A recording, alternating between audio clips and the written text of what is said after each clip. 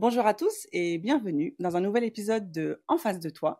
Je suis Amandine Zobadi-Labella, je suis accompagnée de mon acolyte préféré, celui qui a l'accessoire le plus tendance depuis 2019, monsieur. Tristan Zobadi-Labella in the building. Aujourd'hui, la team, on va parler d'un sujet qui, on est sûr, va vous plaire. Donc, En face de toi, saison 5. C'est parti, let's go. Prenez les cacahuètes et on y va. Yeah.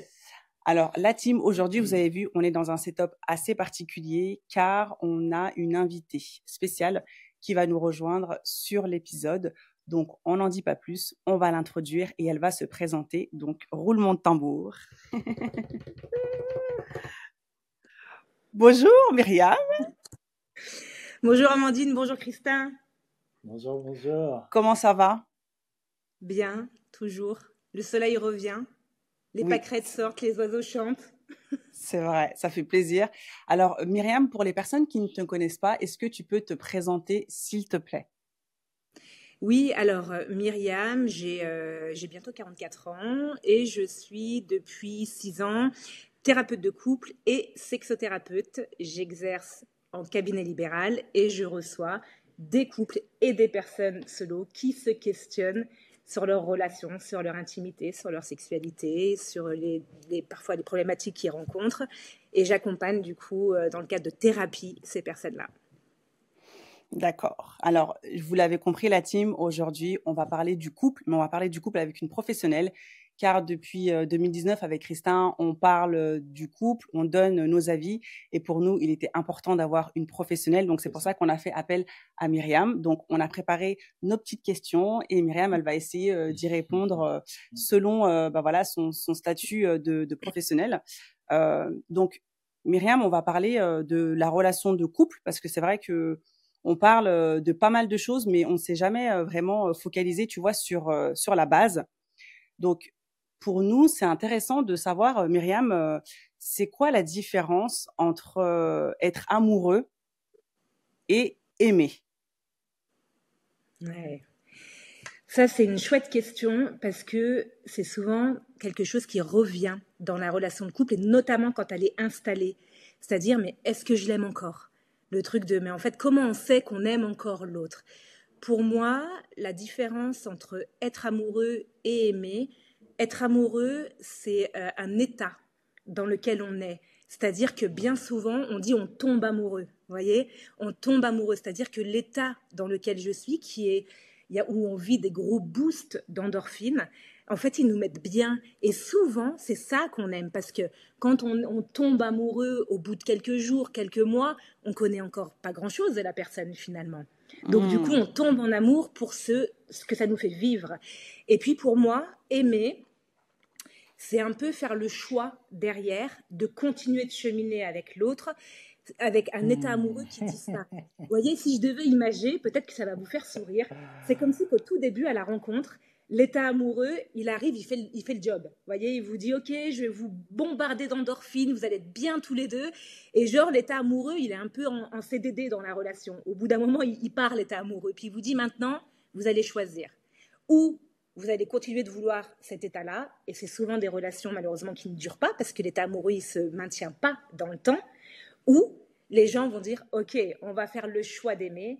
Et là, il va falloir qu'ils prennent les bons ingrédients pour moi, pour pouvoir cheminer. Parce qu'on n'a plus ces shoots d'endorphines qui sont tellement naturels au départ. Et là, il va falloir aller les chercher.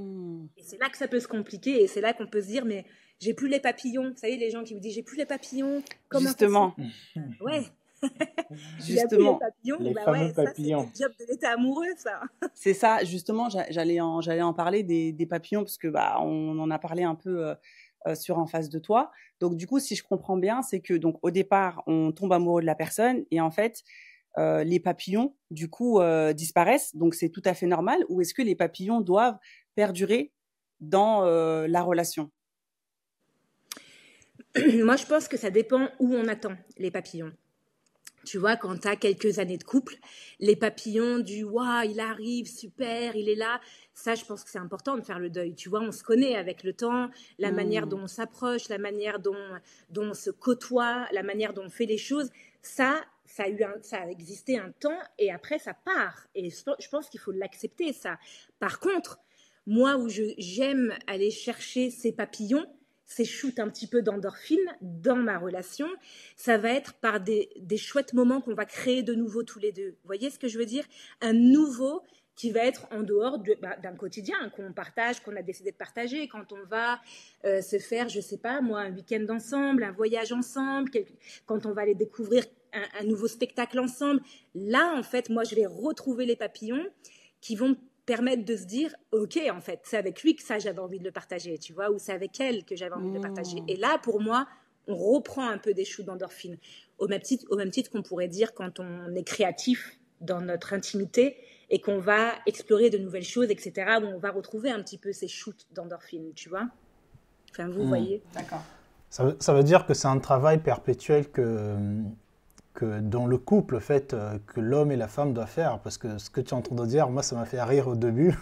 Je lâcherai la bombe après, mais ça m'a fait rappeler plusieurs épisodes qu'on a fait sur En face de toi, ou même des lives aussi qu'on a fait sur En face de toi, où je disais qu'il y avait plusieurs femmes qui partaient parce qu'il n'y avait plus la passion, parce qu'ils ne ressentaient plus quelque chose pour cet homme. Est-ce qu'on peut dire du coup que... Après, je ne sais pas si biologiquement ça peut se prouver. Ouais. Hein. Est-ce que c'est lié, au genre? Parce que les hommes, nous, on va être, en tout cas pour moi, hein, Christin, je vais être plus dans la construction le renouvellement de l'amour et je ne serai pas forcément dans la passion. Ce n'est pas la passion qui va me garder dans une relation, c'est plutôt mon engagement. Et là, ce qui est totalement différent avec la gente féminine, et c'est pour ça d'ailleurs qu'on a le terme, les femmes, elles sont hypergames. Elles seront constamment en train de rechercher quelqu'un de meilleur, une émotion, des émotions qui changent, hein, la tâche avec les bad boys et tout. Et d'où vient ce truc-là? Parce qu'il y a tellement de choses à dire. Mais je pense, Christin, qu'on n'est pas constitué tout à fait de la même manière. Et c'est là aussi qu'on est très différents dans le genre homme et dans le genre femme, tu vois. Je pense que l'homme, aussitôt, effectivement, qu'il est bien, il va chercher à faire perdurer cette sensation d'être bien. Et puis, il y a un espèce que moi, je qualifierais un espèce d'acquis comme ça. C'est-à-dire que, ok, tout va bien. Pourquoi on va chercher à vibrer plus, à toujours plus, Là où je pense que dans la construction de la femme, eh ben, il y a toujours on peut toucher du doigt un peu mieux, on peut vivre d'autres sensations, on peut vivre d'autres émotions. Et on est aussi beaucoup plus connectés, je pense, les femmes, à cet aspect émotionnel, le truc où on a besoin de vivre, de ressentir, de vibrer, là où l'homme peut-être un petit peu moins aussi. Et donc, du coup, qui va plus être sur un espèce, j'ai envie de dire d'acquis. En fait, on sait, et ça marche, quoi. Et pourquoi on chercherait plus, quoi. En fait, l'homme, il est un peu dans une phase raison. Et la femme, du coup, on est plus dans une phase passion, du coup? Moi, je pense qu'on a du mal à trouver l'équilibre. C'est-à-dire que la femme, elle devrait être aussi dans une phase raison. Parce que la réalité, c'est qu'à un moment donné, tu vibreras pas tous les jours, tu n'auras pas des papillons dans le ventre tous les jours. Et que ça, il va falloir vraiment l'accepter. Et puis, de temps en temps, te dire, effectivement, je vais chercher un peu ces shoots d'endorphine parce que ça fait du bien à la relation, parce que ça fait vivre des choses émotionnellement et que c'est chouette. Et je pense que l'homme aussi devrait faire un pas dans l'univers de la femme et de se dire, effectivement, le côté raison, il a sa place, mais comment de temps en temps, je la rejoins dans son univers et on va vivre tous les deux des choses qui vont nous rapprocher un peu plus. Parce que finalement, quand ils les vivent, ces choses-là, ils sont contents aussi. Ils disent aussi, finalement, oui, je ne l'aurais pas anticipé moi-même, je ne l'aurais peut-être pas prévu, j'y ai peut-être même pas pensé, mais finalement, c'est chouette là ce qu'on est en train de vivre. Je suis d'accord avec toi. Mais du coup, donc, en fait, une relation, ça se découpe en plusieurs phases, du coup. Donc, tu as la phase où voilà, tu tombes amoureux de l'autre. Tu as la phase où tu apprends à connaître l'autre et on essaye un peu de composer et on essaye un peu de rentrer dans un moule qui nous convient, notamment la routine. Et après, tu as cette routine-là qui s'installe et qui peut malheureusement faire dégâts dans le couple. Donc, au final, est-ce que cette phase de routine-là dans un couple, est-ce qu'elle est bien? Est-ce qu'elle est sécurisante ou au contraire, est-ce qu'elle est totalement néfaste pour le couple? Parce que toi, tu l'as dit, tout à l'heure, tu as dit, on peut pas toujours vibrer, on peut pas toujours avoir des papillons. Donc, en fait, dans une relation, moi, de ce que je comprends, il faut qu'il y ait quand même une sécurité qui s'installe. Et est-ce que la sécurité, du coup, ce serait pas la routine? mais pourquoi est-ce que la routine, ça nous fait défaut et pourquoi est-ce que malheureusement, ça peut amener, tu vois, à certains conflits et même à certaines ruptures?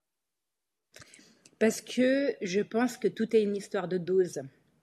Comment je dose, comment j'équilibre. Moi, je suis absolument d'accord sur le fait que la routine, elle n'a pas belle réputation, mais elle sécurise à fond. Je veux dire, il n'y a pas plus chouette quand on est dans une routine que de se dire, j'ai pas besoin de chercher à savoir comment je dois être là, qu'est-ce que je dois faire. Je suis sécurisée, je sais qui va rentrer à telle heure, elle va rentrer à telle heure. On a construit quelque chose. Et ça, c'est vraiment important. Parce que d'ailleurs, ce qui est dans la phase où on tombe amoureux, il n'y a pas de routine. Et ça peut être aussi hyper insécurisant. Et d'ailleurs, c'est une phase où on fantasme énormément. Donc, on n'est pas sur on est beaucoup sur du fake pour moi, vous voyez. On idéalise, on fantasme, on est bercé par toutes ces hormones. Et la phase routinière, pour moi, elle est importante. Par contre, effectivement, destructrice pour les couples qui ne restent que là-dedans. C'est-à-dire que, ok, métro, boulot, dodo, en fait. On s'aime, ça suffit. La routine, pour moi, c'est les couples qui vont dire, on s'aime, ça suffit. Mais non, en fait, ça suffit pas. Tu l'aimes, donc tu as le carburant déjà, c'est la base. Tu as le carburant qui va te donner l'énergie d'entretenir cette relation. Maintenant, comment vous avez envie d'entretenir cette relation? C'est ça. Et sur ça, je trouve que, je ne sais pas si tu voulais qu'on passe.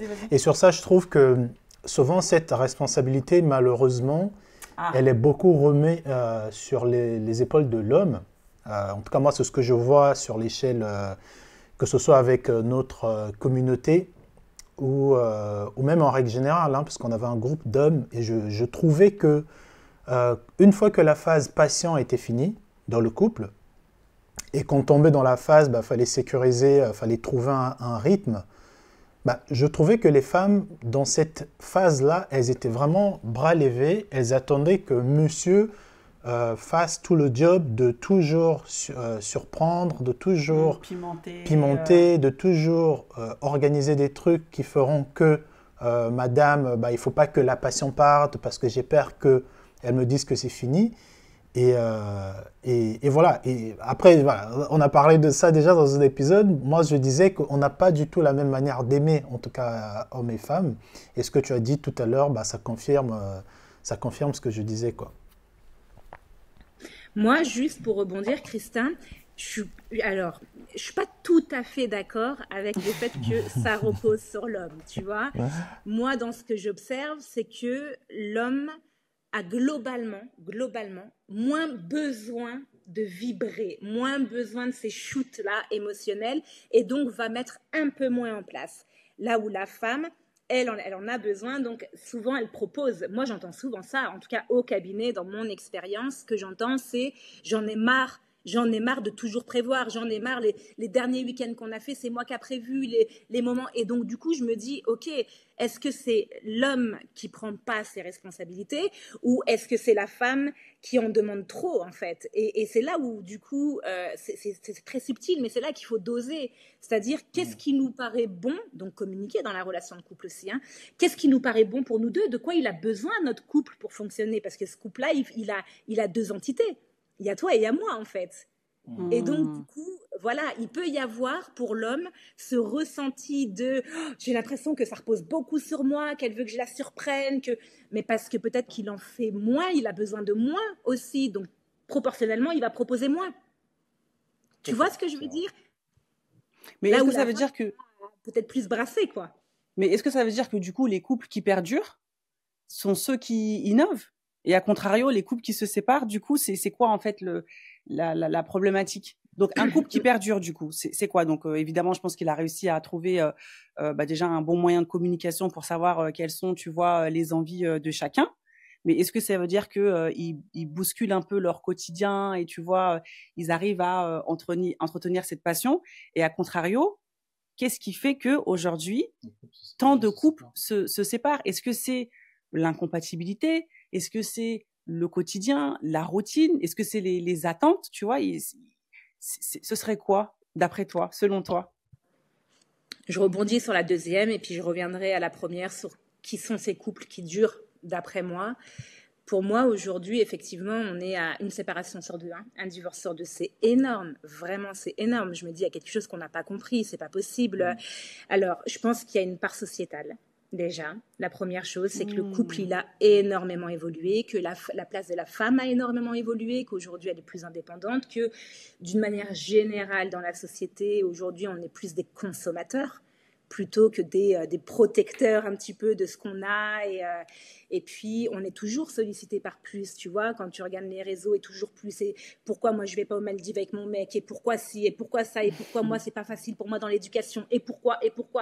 Et en même temps, on a un rythme de vie qui est ouf, en fait. Aujourd'hui, on est les deux généralement à beaucoup travailler, et donc, du coup, avec des attentes qui sont différentes. Donc, je pense déjà qu'on a une facilité aujourd'hui à se séparer. Parce qu'on a aussi une facilité à penser que c'est mieux ailleurs. Là où j'aime dire, moi, en thérapie, l'herbe, elle n'est pas plus verte ailleurs. L'herbe, elle est verte dans les couples, chez les couples, du coup, qui l'entretiennent. Elle n'est pas meilleure ailleurs. Tu peux te séparer 15 fois et ça sera toujours le même bourbier, en fait. On n'y arrivera pas. Alors, ça, c'est ce qui expliquerait, je pense, cette difficulté aujourd'hui à garder un équilibre. Ensuite, je pense qu'on a aussi été beaucoup matrixés sur ce que c'est que l'amour, en fait. Tu vois, tout petit déjà. Tout petit, on nous matrixe, hein. Ils s'émervent, vécurent heureux, eurent beaucoup d'enfants, etc. On est matrixé par les réseaux. Avec les gens, ils postent pas ce qui va pas. Hein. Ils postent uniquement leur best life dans le couple quand tout roule, quoi. Donc toi, tu es là, mais ça me rappelle que moi, là, je vais pas bien dans mon couple. Ah, mais moi, pourquoi je l'aime pas? Enfin, je l'aime, mais on s'est mariés et on n'est pas si heureux que ça. Tu vois, les fameux contes, etc. Et ça demande de déconstruire. Et je pense qu'on manque cruellement d'une espèce d'éducation autour de ce que c'est l'amour, autour de ce que c'est qu'une relation de couple, autour du fait qu'il y a des choses à normaliser dans la relation de couple. C'est pas tout, comme je dis, c'est pas toujours le feu. Parfois, tu doutes. Il y a beaucoup de conflits. C'est normal. Tu te demandes après des années le truc. Je pense qui ne s'est pas posé la question de est-ce que je l'aime encore? Ou est-ce que c'est de l'affection? Ou est-ce que c'est de l'attachement? Ou est-ce que c'est pour les enfants et le matériel? Enfin, on se pose la question parce que du coup, c'est quoi aimer? C'est quoi être amoureux? Comment ça se fait que je ne ressens pas les choses? Donc, voilà, d'une manière générale, je pense qu'il y a une facilité. La deuxième chose, c'est ces couples qui durent? Pour moi, c'est des couples qui communiquent déjà énormément. Et c'est des couples qui sont en capacité de se réinventer au fur et à mesure que la relation passe. Vous avez construit votre relation. Moi, à 20 ans, quand j'étais encore pas maman, etc., j'avais un modèle de relation, puis j'ai été maman, et puis j'ai eu un autre modèle, et puis il y a des choses, elles ont évolué, aujourd'hui elles ont grandi, je cherche encore autre chose. Et je me dis, sans communication, sans être déjà hyper connecté avec soi-même, c'est-à-dire, ok, qu'est-ce que je vis, qu'est-ce que ça me fait, comment je peux le partager de manière juste à l'autre, de quoi j'ai envie, de quoi j'ai besoin. On est les rois du monde pour critiquer l'autre. On est les rois pour le reproche, pour la critique. Alors là, on est number one, et encore plus les Français. Alors un Français, number one, level 1. Mais pour être capable de se questionner soi-même et de se dire, ok, comment j'ai grandi, comment j'ai évolué, quelles ont été les choses de ma vie là qui m'ont impacté, quelle couleur j'ai envie de donner à notre relation, c'est beaucoup plus compliqué. Parce que ça demande de l'introspection. Et ça, je pense que de manière générale, les gens savent moins faire. Donc, les couples qui durent, c'est des couples qui communiquent, qui sont connectés à eux-mêmes, alignés, qui vont pouvoir être capables de partager et qui vont être capables aussi de se réinventer. La relation de couple, elle est comme ça. Elle n'est pas comme ça. Quand tu dis se connecter à soi-même, ça me renvoie un peu à une question, on en avait parlé aussi dans un épisode, sur le fait que, tu sais, dans un couple, il y a toi, il y a moi, il y a le couple, mais il y a toi, tu vois, il y a ta personne. Et parfois, on entend un peu, tu vois, que quand tu es en couple, tu dois plus penser pour toi, tu dois penser pour deux. Est-ce que cette part un peu d'individualisme, d'égoïsme, est-ce qu'elle doit exister dans le couple selon toi pour le faire perdurer? Ou au contraire, est-ce qu'on doit totalement s'effacer et penser à deux pour que le couple aille plus loin? Eh bien, moi, j'ai envie de te dire les deux. Tu vois, c'est toujours la même chose, c'est comment je dose.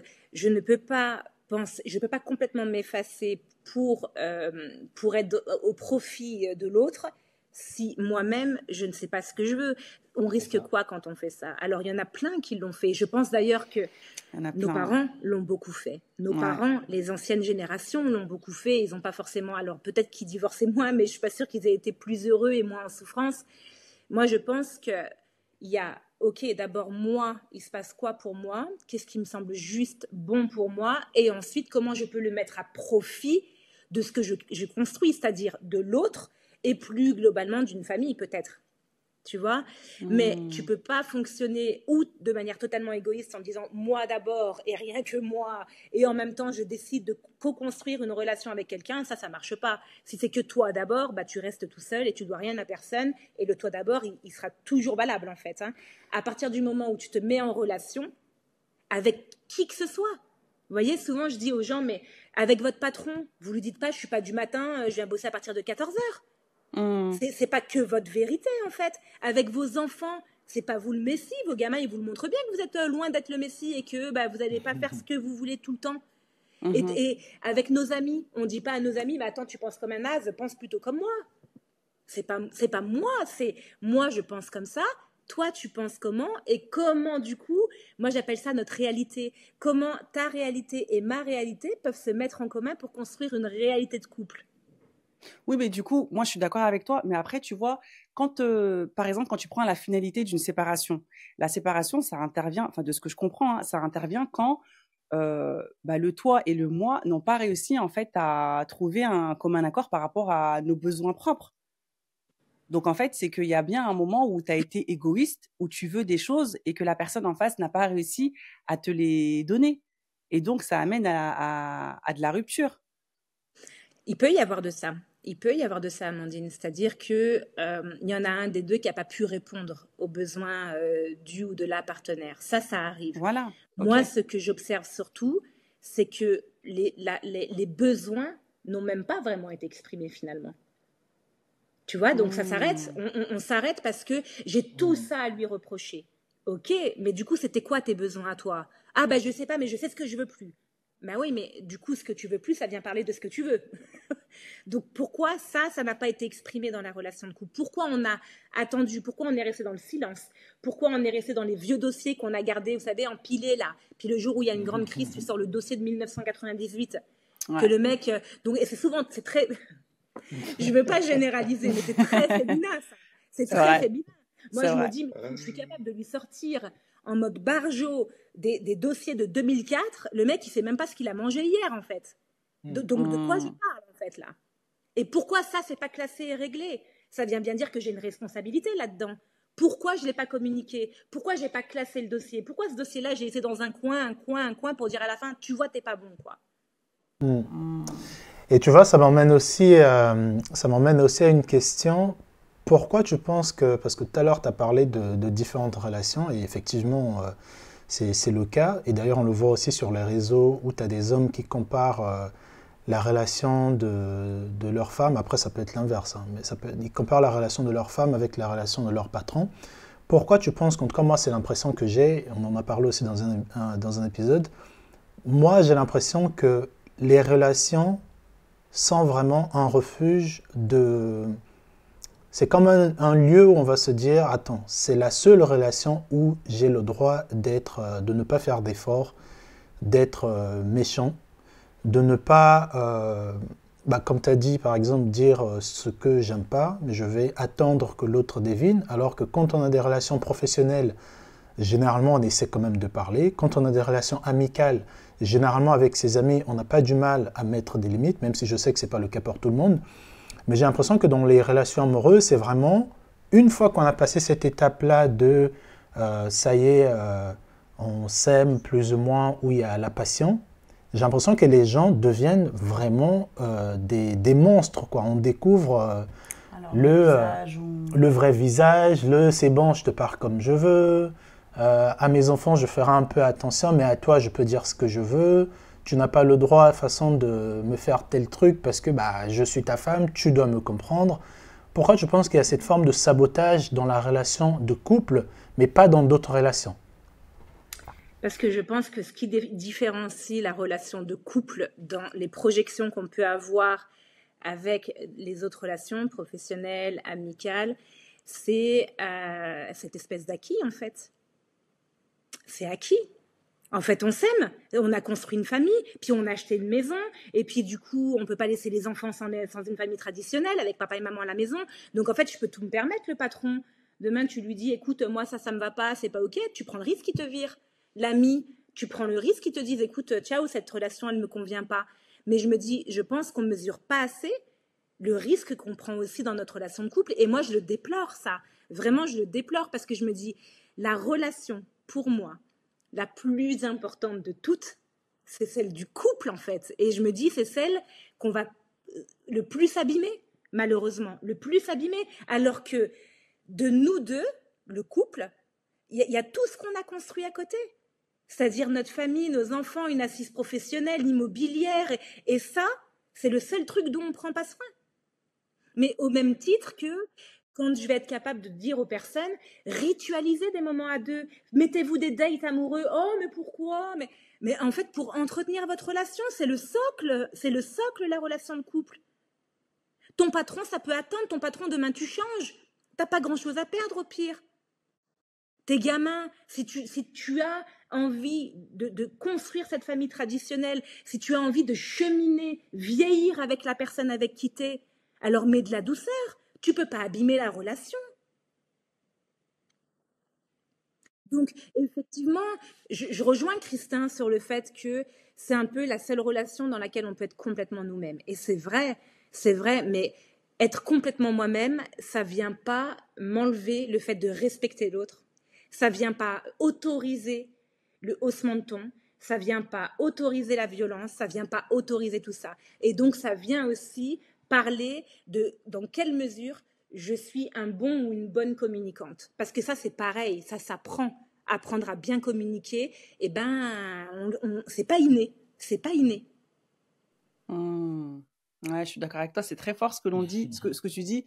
Et je pense, effectivement, je pense que quand on est dans des relations, on se dit, bah voilà, c'est à qui je peux tout me permettre. C'est voilà, ça. je teste jusqu'à tirer sur la corde pour voir quand est-ce que ça va lâcher. Après, malheureusement, c'est vrai que c'est pas forcément bon. Moi, je voulais te demander, Myriam, tu sais, alors très souvent, hein, moi sur les réseaux, j'ai entendu quand par exemple les femmes, elles veulent avoir un homme capable. Elles disent voilà, moi je veux avoir un homme capable, je veux avoir un homme qui travaille, un pourvoyeur et tout et tout et tout. Et en face, tu as cette réponse de et toi, qu'est-ce que tu as à apporter sur la table? Est-ce que pour bien construire une relation, est-ce que mes attentes doivent être à la hauteur de ce que je peux donner? Ou est-ce que ça n'a aucune importance? C'est-à-dire que est-ce que je peux vouloir, tu vois, des critères qui sont mes critères et qui sont peut-être élevés, mais en face, j'ai pas le change. Tu vois ce que je veux dire? Ouais, tout à fait. Tout à fait. Et je pense que je pourrais tout à fait être partisane de la réponse de est-ce que toi, tu es capable de donner aussi? Parce que c'est très facile de dire je veux un homme capable ou une femme sur les deux côtés. Je veux un homme capable, je veux un homme qui me fasse vibrer, je veux un homme qui me respecte, je veux un... Ok, et toi, t'es qui dans la relation en fait? Qu'est-ce que toi tu donnes dans la relation? Est-ce que toi, ce respect que tu attends, ces capacités que tu attends, ces compétences que tu attends, etc., est-ce que toi-même, tu viens nourrir la relation avec ça? Parce qu'on peut demander ce qu'on veut aux gens. Si on n'est pas nous-mêmes déjà l'exemple de ce qu'on demande, pour moi, ça ne veut pas dire grand-chose, quoi. Maintenant, je doserai, parce que j'aime bien doser aussi, avec de quoi on parle. Moi, je peux lui dire, effectivement, je veux que tu sois un homme capable pour changer les pneus de ma bagnole parce que clairement, ça ne m'intéresse pas et que là, je t'attends là-dessus. Et puis lui, il peut me dire aussi, ben Myriam, moi, je veux une femme capable, j'en sais rien, moi, pour cuisiner des bons petits plats parce que ça, je sais que tu as la main, que tu prends plaisir et que tu aimes le faire. Ok, si c'est dosé, zéro problème, en fait. On partage, il y a des choses que je sais mieux faire que toi, il y a des choses que toi, tu sais mieux faire que moi. Ben merveilleux, en fait. Je suis pas obligée d'être compétente dans tout, tu n'es pas obligée d'être compétent dans tout. Par contre, en termes de valeur, ce que je demande à l'autre, alors pour moi, c'est quelque chose que moi, je mets en priorité chez moi aussi. Parce que je veux du respect, je veux être considérée, je veux être mise sur un piédestal, je veux être une priorité, je veux. Qu'est-ce que toi, tu donnes à l'autre? Et c'est pour ça que dans la relation de couple, pour moi, c'est important et je dis tout le temps, prenez votre part, prenez tous votre part. C'est-à-dire que c'est pas tout l'un ou tout l'autre, c'est pas le patriarcat, c'est pas le ci, le ça, c'est nous dans une relation là. Qu'est-ce qu'on met en place avec tout ce qui se passe autour aussi, qui est peut-être sociétal, mais comment on conscientise ça, comment on s'aligne tous les deux avec ça et comment tous les deux on tire un peu notre épingle du jeu dans notre relation de couple. Preach. Moi, je voulais mettre un pull-up, mais il n'y a pas de pull-up. Il n'y a pas de pull-up. Yeah. Et du coup, quand malheureusement, ça va mal. Comment un couple peut-il faire pour, tu vois, sortir quand il y a trop de disputes, quand il y a trop d'incompréhension? Alors déjà, ma première question, est-ce que on peut, par exemple, venir voir une thérapeute de couple sans avoir de problème? Est-ce que ça, Mais oui. c'est... D'accord. Oui, et fortement recommandé.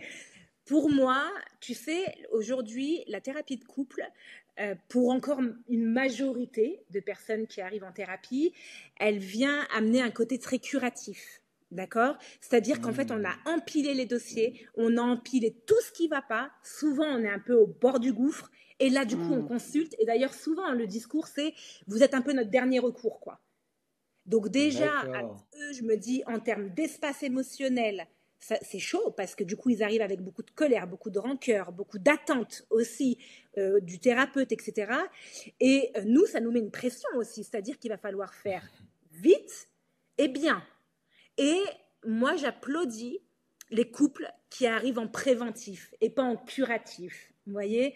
C'est-à-dire le couple qui va me dire, ben, on éprouve quelques difficultés, ça ne remet pas en cause notre relation, on s'aime encore très fort, mais on aimerait travailler notre communication, on se rend compte que notre couple parental, il a pris plus de place sur notre couple conjugal, on aimerait retrouver un équilibre, mais on n'est pas encore à se questionner sur la suite de notre relation. Pour moi, ça, c'est du préventif, et c'est souvent des thérapies qui se passent super bien, en fait, et même dans la rigolade, et puis dans la compréhension, et surtout, dans l'ouverture, parce que le couple, il n'est pas trop abîmé, en fait. Et puis, il y a ceux qui attendent. Et c'est encore aujourd'hui, malheureusement, une majorité parce que la plupart se disent on va y arriver par nous-mêmes. On n'a pas besoin. Mais on n'a pas besoin d'une aide extérieure. On va y arriver. Et puis, les années, elles passent. Hein. Et puis, finalement, on a plus abîmé qu'on y est arrivé. Ah mince. Et donc après, du coup, quand un couple vient te voir et qu'il a des problématiques, alors déjà, est-ce que c'est plus les femmes ou est-ce que c'est plus les hommes qui viennent te voir et qui décèlent que là, vraiment, ça va pas, tu vois, qu'on est au bord du précipice? Alors, moi, je reçois, dans le cadre de la thérapie de couple, je reçois souvent le couple. Parce que la plupart du temps, je travaille avec les deux parce que j'estime que c'est leur relation.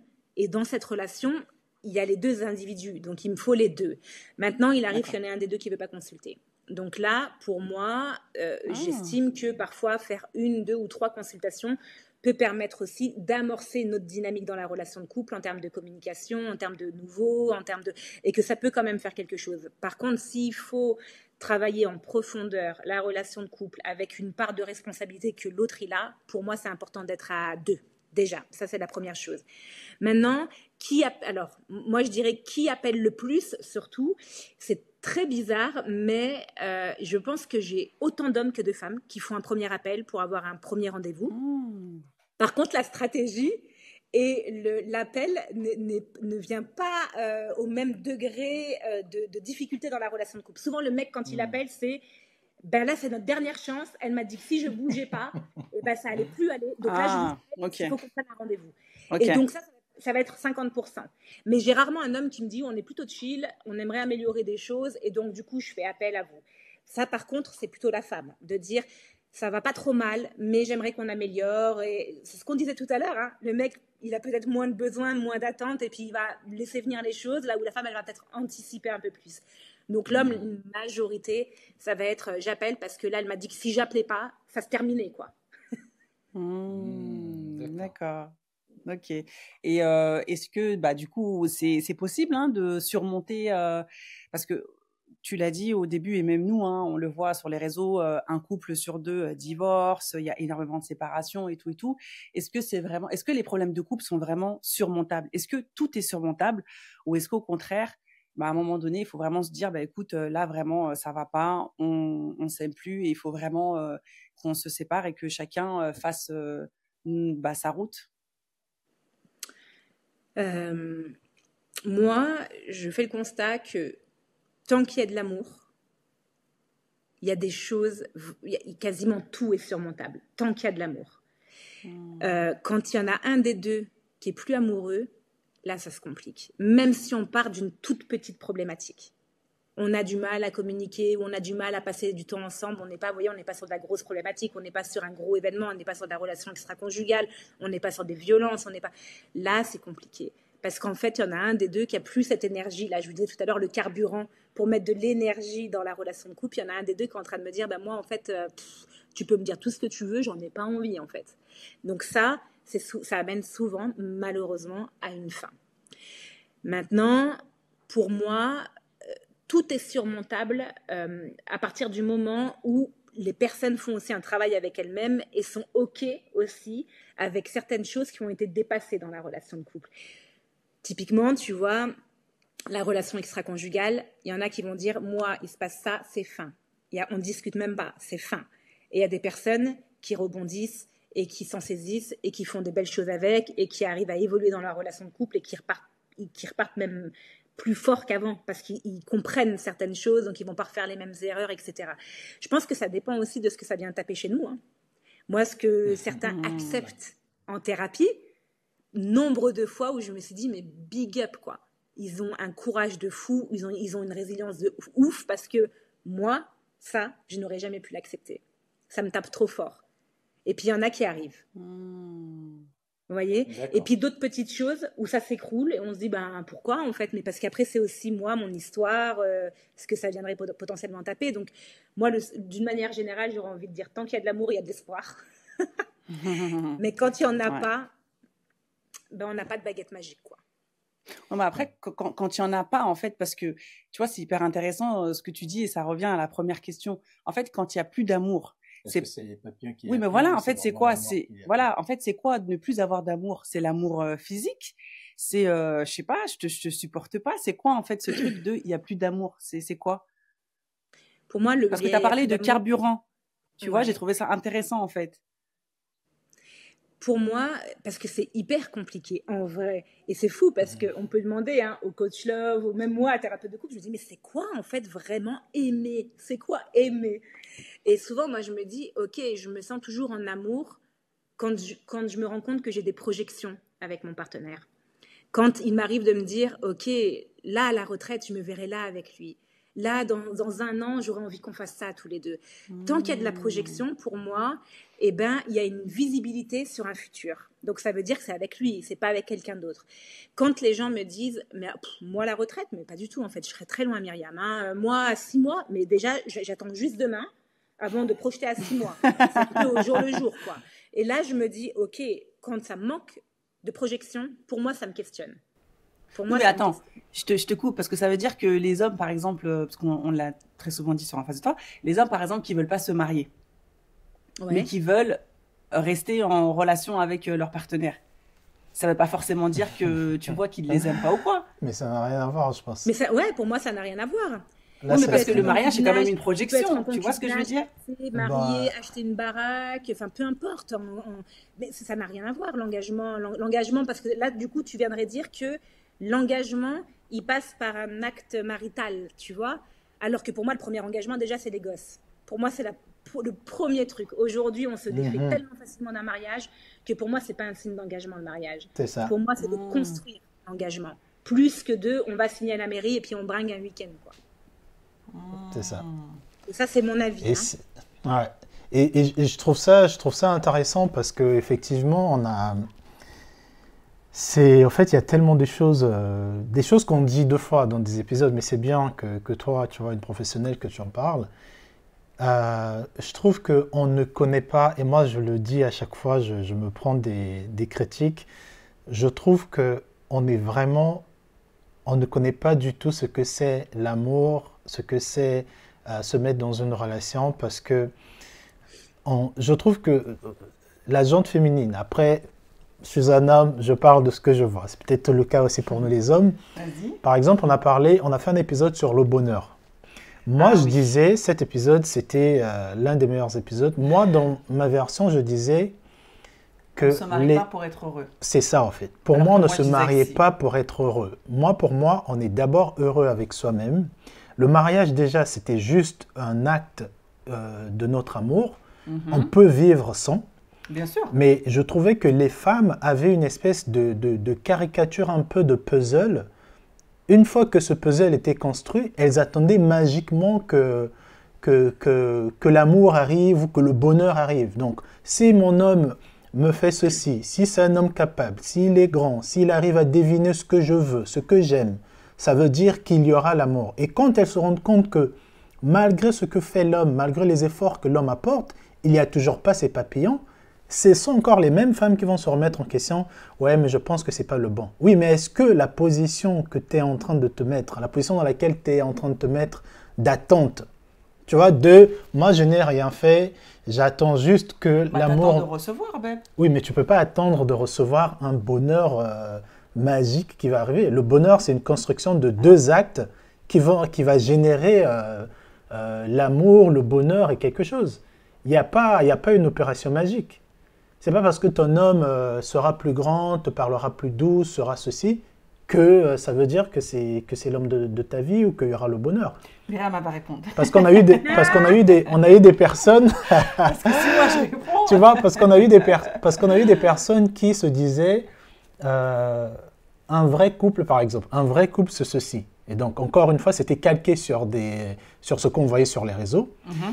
Et quand ces femmes se rendaient compte que quand elles avaient accompli ce qu'un vrai couple faisait, un homme faisait, cet homme, elles devraient se sentir d'une certaine manière. Et quand elles voyaient qu'il n'y avait rien, elles se disaient, mais en fait, ça fait 11 ans que je suis avec ce mec, il y a tel truc que j'ai pas. Donc au final, je vais partir parce qu'il ne me rendait pas heureux.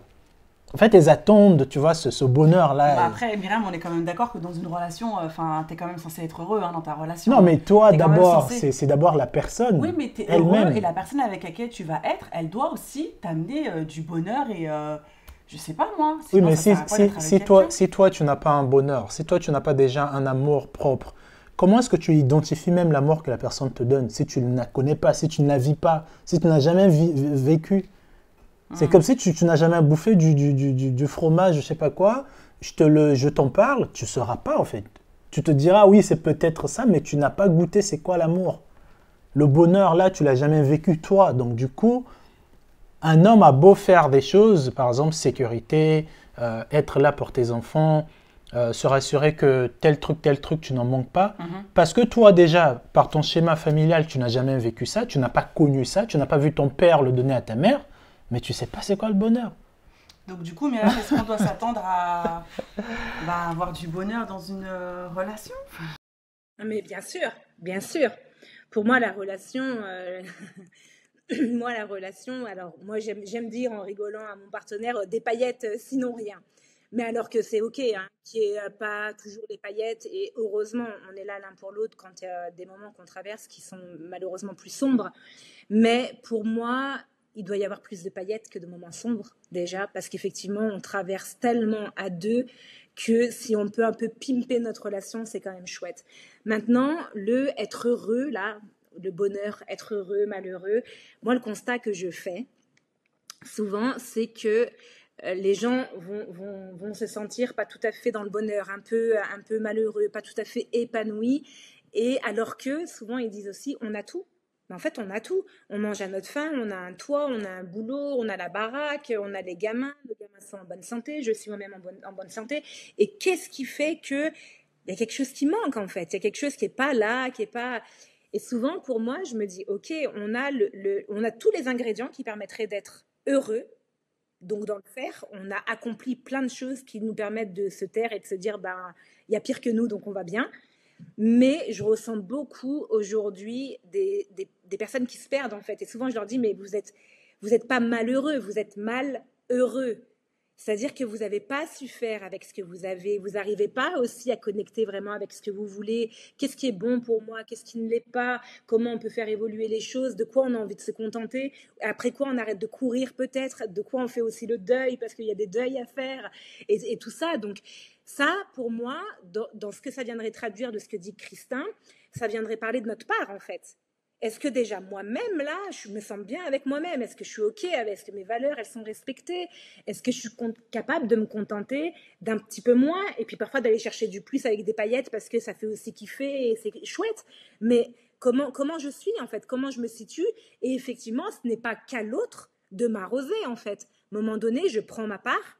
Je suis capable, moi, à titre individuel de me sentir plutôt bien dans mes pompes, et puis l'autre, il va amener du plus dans la relation pour moi. Il amène du plus, c'est-à-dire qu'il amène justement les petites paillettes, un petit peu le feu d'artifice final. Mais moi, je dois déjà être bien. Si je suis pas bien, c'est compliqué. Mais pour autant, je dis ça et en même temps, je pense. Et vous savez, on voit beaucoup sur les réseaux, tu dois d'abord t'aimer toi-même pour pouvoir aimer quelqu'un. Moi, je me dis, mais c'est faux, ça c'est bullshit en fait. Qu'est-ce que c'est que ça? D'où ça sort ça? Il y a des personnes qui ont eu un passif de vie très dur, très douloureux, dans la souffrance, qui ont du mal à avoir une belle estime d'elles-mêmes ou une belle confiance en elles et qui sont totalement en capacité de donner et d'aimer, même sainement. Maintenant, je me dis, elles pourraient encore être plus lumineuses si elles avaient bossé aussi ou si elles bossaient aussi sur elles. Mais on est capable de tout ça. On est capable de pouvoir donner sans attendre que l'autre remplit tout non plus, quoi. Bah, c'est hyper intéressant. Je pense que ça va être le mot de la fin parce que ça, effectivement, c'est quelque chose qu'on entend très souvent. Et le fait que tu le dises et que tu sois une professionnelle et que tu démontes un peu tout ça, cette idée un petit peu reçue qu'il faut s'aimer soi avant de pouvoir donner l'autre, bah non, au final, effectivement, comme tu l'as dit, on peut être meurtri de l'intérieur et on peut tout à fait donner. Est-ce que, je sais pas, est-ce que on aimerait rester encore des heures et des heures parce qu'il y a plein de questions. Mais moi aussi, je peux parler des heures. Myriam, est-ce que tu as un conseil à donner aux jeunes couples qui nous écoutent? Qu'est-ce que tu peux leur dire par rapport à tout ce qu'on s'est dit? Moi, je leur donnerais comme conseil de se renseigner sur ce que c'est qu'une relation amoureuse, de se renseigner sur ce qu'une relation qu'on aimerait tous qui dure, ce qu'elle implique, ce qu'elle demande, d'être au clair aussi et de communiquer un maximum sur nos différences parce qu'on l'est. Parce qu'effectivement, on recherche énormément d'égalité et tout. Alors oui, moi souvent je dis, moi je prône ça aussi, à diplôme équivalent, salaire équivalent, on est ok, mais on est aussi si différents. Et j'aurais aussi envie de leur dire qu'ils vont, une fois passé cette phase d'amour un peu passion, fusion, lune de miel, on appelle ça nous la phase lune de miel, ils vont derrière rentrer dans une phase qui va être plus une phase où en fait on se retire chacun, on reprend un peu une individualité et puis ça fight aussi dans la relation de couple. Et moi j'aurais envie de leur dire d'y mettre de la douceur, de faire de leur différence une complémentarité, vraiment, de normaliser certaines choses et de se rendre plus fort avec deux genres différents, puisque là on a principalement parlé de couples hétéros, plutôt qu'une guerre en fait, plutôt que de la guerre, parce que pour moi souvent je me dis, mais même si parfois en tant que femme, quand j'enlève ma casquette de thérapeute, je me dis non mais là c'est pas possible de penser comme ça, mais ça c'est 100% masculin, c'est d'être un peu barjot, des fois je me dis non mais attends. Mais je me dis aussi très souvent, en fait, ils sont merveilleux, les mecs, dans leur manière de penser, ils sont merveilleux. Vous savez, je termine avec un exemple, peut-être qui va parler à beaucoup de monde sur la communauté. Je me dis, là où je trouve que l'homme, il est merveilleux, dans un exemple très concret, le mec, il va se dire, si un problème doit arriver, il va arriver demain, et puis on va le régler. Donc, en fait, il s'empoisonne pas à la tête. Il va le régler. Ça, c'est vrai. La femme, nous, les femmes, alors... une majorité, moi j'ai imaginé sans problème, j'ai trouvé 99 solutions à mes 100 problèmes pour peut-être le problème il n'arrivera jamais. Ça c'est vrai. Et après, quand je me sens pas bien, je vais lui dire mais moi j'ai une charge mentale, moi ci, moi ça. Et là aussi on terminera sur ces belles paroles parce que je pense effectivement qu'on porte probablement beaucoup plus. Mais je me dis aussi comment on se responsabilise dans ce qu'on porte. Parce que moi, je me dis, mais pourquoi tu imagines sans problème comme une barjo, là, alors que la plupart du temps, tu t'es rendu compte qu'il n'y en avait pas un qui était arrivé. Pourquoi tu ne fais pas comme lui? Aimez-vous, faites de vos différences une complémentarité, et puis pas la guerre, quoi. Pas la guerre. Yes. Eh ben, merci beaucoup Myriam pour ce mot de la fin, pour tout ce qu'on s'est dit durant l'épisode. J'espère qu'il va vous plaire la team, j'espère qu'il va répondre à un bon nombre de questions parce que c'est vrai que on a parlé d'énormément de choses mais on n'a pas vraiment parlé de la base du couple. Après évidemment, on n'a pas parlé de tous les aspects mais on a essayé un petit peu de synthétiser. Donc en tout cas, on vous remercie beaucoup. Christin, est-ce que tu as un petit mot de la fin Non, c'est bon, à dire peut-être qu'on parlera prochainement si vous êtes intéressé, on fera une partie peut-être sur sur la sexualité. C'est ça. Ça pourrait être intéressant d'en parler. C'est ça. Donc, rendez-vous dans le prochain épisode. C'est ça. Merci encore, Myriam, pour ton intervention. Et puis, on vous dit à très bientôt. La team sera en face de toi et peut-être qu'on pourra faire un épisode effectivement avec Myriam, car en plus d'être thérapeute de couple, elle est aussi sexothérapeute.